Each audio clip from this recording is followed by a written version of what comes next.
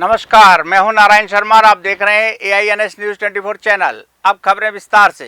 कांग्रेस के राष्ट्रीय नेताओं की उपस्थिति में छत्तीसगढ़ कांग्रेस के नेताओं की बैठक संपन्न हुई।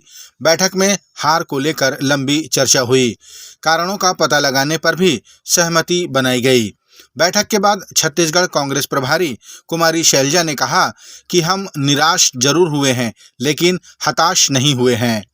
हम सभी फिर से एक साथ मिलकर लोकसभा चुनाव में चुनौती देने के लिए तैयार हैं।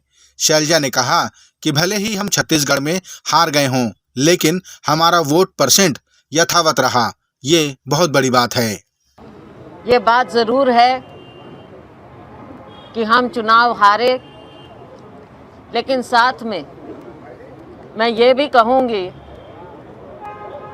कि कोई भी सर्वे, चाहे आपका नेशनल मीडिया हो, चाहे रीजनल मीडिया हो, कोई भी एजेंसी हो, हर एक ने ये कहा था कि छत्तीसगढ़ में हम चुनाव जीतने जा रहे हैं। और शायद किसी हद तक आप सही साबित भी हुए,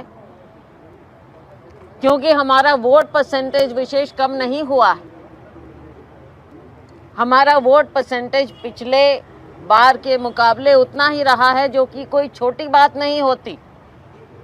5 साल सरकार में रहने के बाद वोट परसेंटेज बरकरार रहना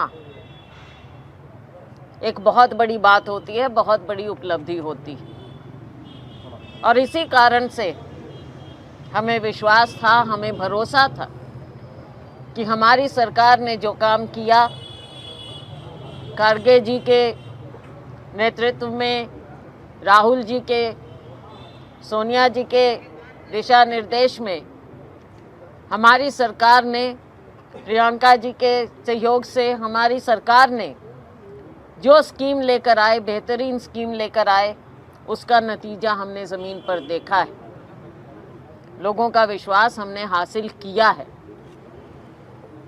हमारी भरोसे की सरकार रही, हमने लोगों का भरोसा भी जीता। चुनाव हम हारे, सरकार हम नहीं बना पाए।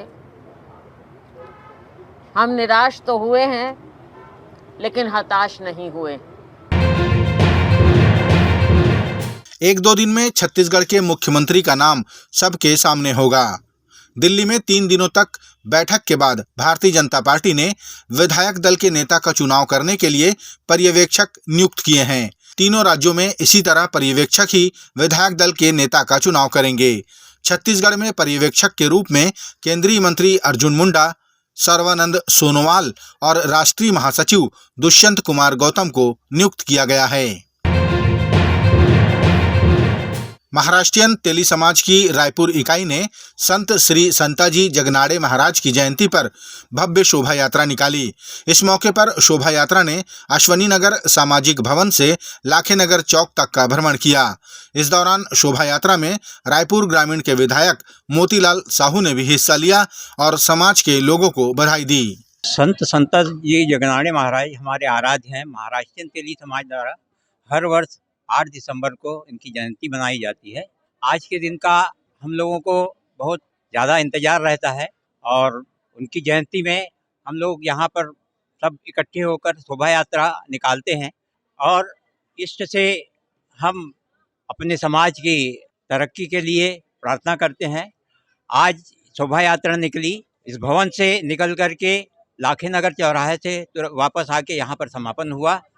रास्ते में अभी जो विधायक चुने गए ग्रामीण के, उन्होंने हमारे आराध्य की पूजा अर्चना किया, माल्यार्पण किया और हम जो है आज के दिन का बड़ी बेसब्री से इंतज़ार करते हैं और प्रतिवर्ष इसी प्रकार से हर्षोल्लास के साथ शोभा यात्रा निकाल करके हमारे इष्ट की जयंती मनाते हैं।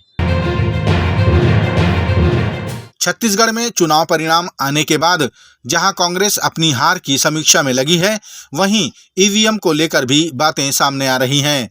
कुछ नेताओं ने अपनी हार का ठीकरा ईवीएम पर भी फोड़ा है।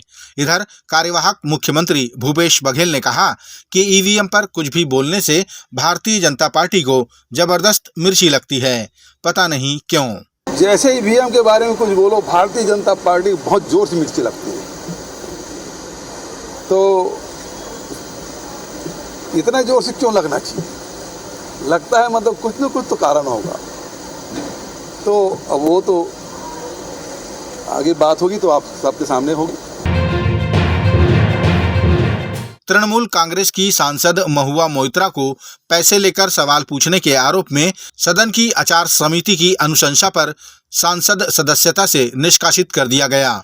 ये आधिकारिक घोषणा स्पीकर ने की। बाद में सदन के बाहर महुआ मोइत्रा ने अपने ऊपर हुई कार्रवाई को न्याय संगत न होना कहा। उन्होंने कहा कि अब मुझे 6 महीने तक टारगेट किया जाएगा और मेरे पीछे मेरे घर तक सीबीआई जाएगी।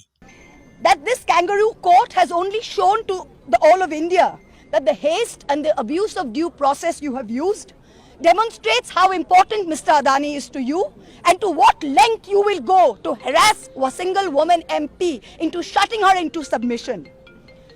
Tomorrow the CBI will be sent to my house. I'm sure they will harass me for the next 6 months. But I would like to ask, what about the 13,000 crore coal scam of Mr. Adani that the CBI and the ED have not found place to look at? You tell me I have compromised national security with a login portal? Mr. Adani is buying all our ports, all our airports, and his shareholders are foreign professional investors, and the Ministry of Home Affairs is giving them clearance to buy all our infrastructure.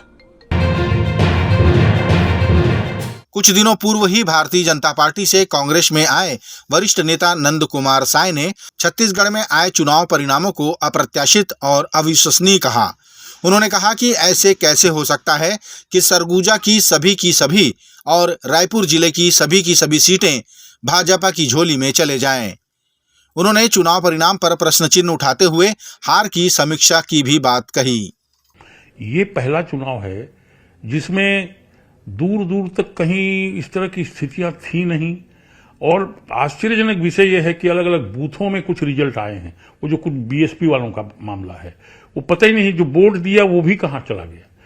फिर आप देख लीजिए, हमारे अपना सरगुजा संभाग में total 14 seat है, एक सीट इधर उधर नहीं हुआ, 14 के 14 सब मैंने बीजेपी को चले गए।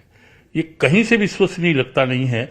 इसलिए क्या मामला है, ये किस तरह का विषय है, इस पर चिंतन होना चाहिए, इस पर विचार होना चाहिए।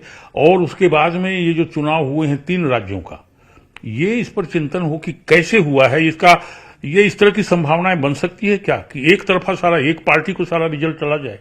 ये कैसे हो सकता है? ये थे आज के प्रमुख समाचार। आप देख रहे थे हमारा लोकप्रिय यूट्यूब चैनल AINS न्यूज़ 24। अब हमें इजाज़त दीजिए, कल तक रोजाना की ताज़ा खबरों के लिए आप देखते रहिए हमारा लोकप्रिय यूट्यूब चैनल। हमारे यूट्यूब चैनल को लाइक, सब्सक्राइब और बेल आइकन के बटन को दबाना ना भूलें। नमस्कार।